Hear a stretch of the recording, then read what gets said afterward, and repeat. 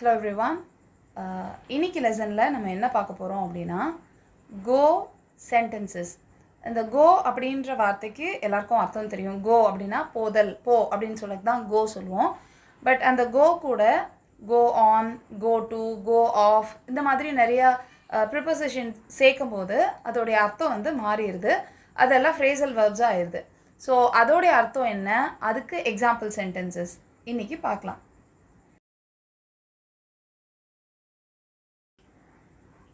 First கோ மட்டும் வச்சு எப்படி சென்டென்ஸ் ஃப்ரேம் பண்ணலாம் அப்படின்னு பார்க்கலாம். சில எக்ஸப்ஷனல் வேர்ட்ஸ் இருக்குது. அதுக்கு முன்னாடி வந்து ப்ரிப்போசிஷன்ஸ் வராது. அந்த டூ அப்படின்றதுலாம் வராது. முக்கியமாக என்ன அப்படின்னு பார்த்தோன்னா, நம்ம ரொம்ப காமனாக யூஸ் பண்ணுறது ஒன்று ஹோம், இன்னொன்று ஷாப்பிங். இந்த ரெண்டு வார்த்தைக்கு முன்னாடி நமக்கு வந்து கோக்கு அப்புறம் போட்டோன்னா அதில் வந்து டூ அந்த மாதிரி எதுவும் வராது. இப்போ எக்ஸாம்பிள் சென்டென்சஸ் பார்க்கலாம். ஐ வெண்ட் ஹோம் லேட் எஸ்டர்டே. நேற்று நான் வீட்டுக்கு ரொம்ப தாமதமாக போனேன், லேட்டாக போனேன். ஐ went home late yesterday. So I went home அப்படின்னு தான் போடணுமே தவிர வெண்ட் ஏன் போட்டிருக்கோன்னா கோவோட பாஸ்ட் டென்ஸ் அப்படின்றதுனால. So I went home late yesterday. இதில் நான் வீட்டுக்கு லேட்டாக போனேன். இதில் வெண்ட் டு ஹோம் அப்படி போடக்கூடாது, ஐ வெண்ட் ஹோம் அப்படின்னு மட்டும் தான் போடணும். இதெல்லாம் ரூல்ஸ்.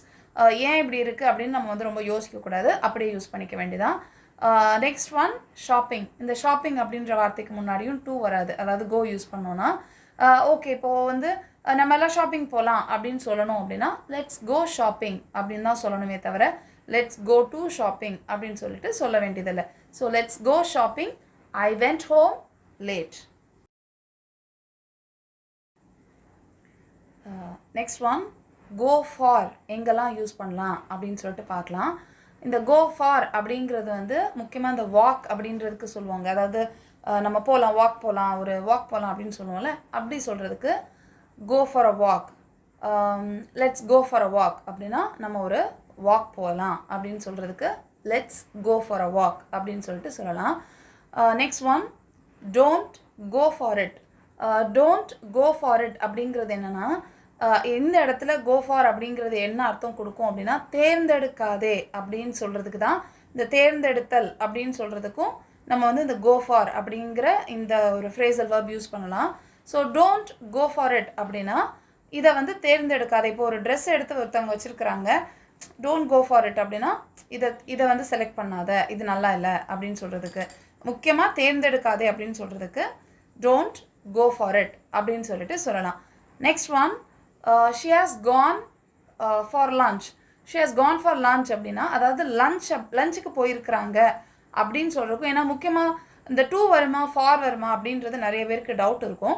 ஸோ லஞ்சுக்கு போயிருக்கிறாங்க அப்படின்னு சொல்லணும்னா இந்த லஞ்சுன்ற வார்த்தைக்கு முன்னாடி ஃபார் தான் வரும். So she has gone for lunch அப்படின்னா அவள் லஞ்சுக்கு போயிருக்கிறா. இப்போது அந்த இடத்துல இல்லை, கேபினில் இல்லை, அவங்க லஞ்சுக்காக போயிருக்கிறாங்க அப்படின்னு சொல்கிறதுக்கு she has gone for lunch அப்படின்னு சொல்லிட்டு சொல்லணும். Next one don't go for looks. இதில் வந்து இந்த கோ ஃபாருக்கு வந்து வேறு அர்த்தம் வருது. கோ ஃபார் லுக்ஸ் அப்படின்றது வந்து லுக்ஸ் அப்படிங்கிறது வெளி தோற்றம். டோன்ட் கோ ஃபார் லுக்ஸ் அப்படின்னா நீ வந்து எதிர்பார்க்காதே, அதாவது அழகை எதிர்பார்க்காத அப்படின்னு சொல்கிறதுக்கு டோன்ட் கோ ஃபார் லுக்ஸ் அப்படின்னு சொல்லலாம். முக்கியமாக இந்த பொண்ணு பார்க்குறது அந்த மாதிரி விஷயத்துலலாம் வந்து அழகாக பார்க்காத அப்படின்லாம் சொல்லுவாங்கள்ல, அந்த மாதிரி சொல்கிறது தான் டோன்ட் கோ ஃபார் லுக்ஸ் அப்படின்னு சொல்லிட்டு சொல்லலாம். இன்னொன்றும் இப்போ யாரையும் வந்து ஆளை பார்த்து எடை போடாத, அவங்களுடைய தோற்றத்தை பார்த்து எடை போடாதே அப்படின்லாம் சொல்கிறதுக்கும் டோன்ட் கோ ஃபார் லுக்ஸ். அழகை எதிர்பார்க்காதே, இந்த எதிர்பார்த்தல் அப்படின்றதுக்கும் இந்த மாதிரி எதிர்பார்க்காதே அப்படின்னு சொல்கிறதுக்கு டோன்ட் கோ ஃபார் லுக்ஸ், அதாவது சேர்த்து சொன்னோன்னா அந்த அர்த்தத்தில் வரும். ஸோ கோ ஃபார் வச்சு இப்படியெல்லாம் நம்ம சொல்லிக்கலாம். Next one go off. இந்த கோ ஆஃப் அப்படிங்கிறதுக்கு ரெண்டு அர்த்தத்தில் வரும். ஒன்று வந்து இப்போ ஒரு பாம் இருக்குது, ஏதோ ஒன்று, அதாவது அது வெடிச்சிருச்சா, அது நடந்துச்சா அப்படின்னு கேட்குறதுக்கு கோ ஆஃப் சொல்லலாம். அதாவது அலாம் அடிச்சுதா கேட்போம்ல, காலையில் அலாரம் அடிச்சுதா, ஆக்சுவலி அது அலாரம் கிடையாது, அலாம் தான் சொன்னோம். ஸோ அலாம் அடிச்சுதா அப்படின்னு கேட்குறதுக்கு. அண்ட் இன்னொன்று வந்து எப்போ யூஸ் பண்ணுறாங்க, அது முக்கியமாக அலாம் அடிச்சுதா அப்படின்னு கேட்குறது. அப்புறம் இந்த பட்டாசு வெடிச்சிச்சா, பாம் வெடிச்சுதா, இப்படி எல்லாம் கேட்குறதுக்கு வந்து கோ ஆஃப் அப்படின்னு சொல்லலாம். அந்த வெடிக்கிறது, எக்ஸ்ப்ளோஷன், அதெல்லாம் வந்து கோ ஆஃப் அப்படின்னு சொல்லலாம். இன்னொன்று வந்து எங்கே சொல்லலாம் அப்படின்னா இப்போது சாப்பிட்ற பொருட்கள் ஏதாவது கெட்டு போயிடும் அப்படின்னு சொல்கிறதுக்கு கோ ஆஃப் அப்படின்னு சொல்லிட்டு சொல்லலாம். இதை கோ ஆஃப்னு சொன்னோன்னா ஏதாவது ஒரு சாப்பிட்ற ஃப்ரூட்ஸோ ஏதோ ஒன்று இது கோ ஆஃப், இது வந்து இட் வில் கோ ஆஃப் அப்படின்னா இது வந்து கெட்டு போயிடும் அப்படின்னு சொல்லி அர்த்தத்துலேயும் வரும். ஸோ எக்ஸாம்பிள் சென்டென்சஸ் பார்க்கலாம். Milk goes off quickly in hot summer. இது என்னென்னா பால் சீக்கிரமாக, அதாவது ரொம்ப கெட்டு போயிடும், ரொம்ப ஹாட்டாக இருக்கிற ரொம்ப சூடான ஒரு சம்மர் டைமில் பால் சீக்கிரமாக கெட்டு போயிடும் அப்படின்னு சொல்கிறது தான் milk goes off quickly in hot summer அப்படின்னு சொல்கிறோம். இது பால் மட்டும் இல்லை, இப்போ ஃப்ரூட்ஸ் எல்லாம் வெளியே வச்சுருந்தா அது கெட்டு போயிடும், அப்படி எல்லாம் எது சொல்கிறதா இருந்தாலும் நம்ம வந்து இந்த கோ ஆஃப் அப்படிங்கிறத வச்சு சொல்லிக்கலாம். Next one, did the alarm go off. Did the alarm go off அப்படின்னா அலாரம் அடிச்சுதா அப்படி கேட்குறதுக்கு. இன்றைக்கி காலையில் அலார்ம் அடிச்சுதா அப்படின்னு கேட்கணும்னா did the alarm go off. நேற்று நான் செட் பண்ணனே அலார்ம் அடிச்சுதா அப்படின்னு கேட்கணும்னா did the alarm go off அப்படின்னு சொல்லிட்டு கேட்கலாம். முக்கியமாக இந்த ரெண்டு விஷயத்தில் தான், அதாவது நமக்கு தெரிஞ்சு ரொம்ப காமனாக நம்ம பேசுகிறதுக்கு யூஸ் பண்ணுறதுக்கு இந்த ரெண்டு விஷயம் ரொம்ப ஹெல்ப்ஃபுல்லாக இருக்கும். அதாவது கெட்டு போயிடும் அப்படி சொல்கிறதுக்கு கோ ஆஃப் சொல்லலாம். இந்த மாதிரி அலார்ம் அடிச்சுதா வெடிச்சுதா இந்த மாதிரிலாம் கேட்குறதுக்கும் கோ ஆஃப் யூஸ் பண்ணிக்கலாம். Next one, go to. இந்த கோ டு அப்படின்றது முக்கியமாக எங்கே யூஸ் பண்ணுவோன்னா தூங்க போகிறதுக்கு சொல்லுவோம். So example sentences, go to bed. Go to bed அப்படின்னா தூங்கப்போ. இந்த இடத்துலலாம் வந்து டூக்கு அப்புறம் என்ன வரும் அப்படிலாம் யோசிக்கக்கூடாது. கரெக்டாக கோ டூக்கு அப்புறம் பெட் மட்டும் தான் நம்ம மேக்ஸிமம் அப்படி தான் சொல்லுவோம். ஸோ கோ டு பெட் அப்படின்னு சொல்லலாம். Next one, go to sleep. தூங்கப்போ அப்படின்னு சொல்கிறதுக்கும் கோ டு ஸ்லீப் அப்படின்னு சொல்லலாம். நம்ம தூங்க போகலாம் வா அப்படின்னு நம்ம யாரே மொத்தமாக பொதுவாக வா ஓகே வாங்க தூங்கலாம் அப்படின்னு சொல்கிறதுக்கும் let's go to bed, let's go to sleep அப்படின்னு சொல்லலாம். அண்ட் இப்போ ஸ்கூலுக்கு போகிறேன் அப்படின்னு சொல்கிறதுக்கும் I am going to school அப்படின்னு சொல்லலாம். இதுக்கும் வந்து டூ வருமா ஃபார் வருமா இப்படியெல்லாம் கன்ஃபியூஷனே வேண்டாம். ஐ எம் கோயிங் டு ஸ்கூல். இதை வந்து நம்ம அப்படியே ஞாபகம் வச்சுக்கலாம். இதை வந்து இப்படி வருமா அப்படி வருமானல கன்ஃபியூஷனே வேண்டாம். ஸோ ஸ்கூலுக்கு போகிறேன்னு சொல்கிறதுக்கு I am going to school, I am going to bed, I am going to sleep அப்படின்னு சொல்லிட்டு சொல்லலாம். Next one, go on. இந்த கோ ஆன் அப்படிங்கிறது எங்கெல்லாம் யூஸ் பண்ணுறோம் அப்படின்னு பார்த்தோன்னா முக்கியமாக இந்த கோ ஆன் வந்து வெக்கேஷன் ஹாலிடேஸ் அப்படின்ற வார்த்தைக்கு கண்டிப்பாக நம்ம வந்து கோ ஆன் அப்படி தான் சொல்லுவோம். இப்போ எக்ஸாம்பிள் சென்டென்சஸ் பார்க்கலாம்.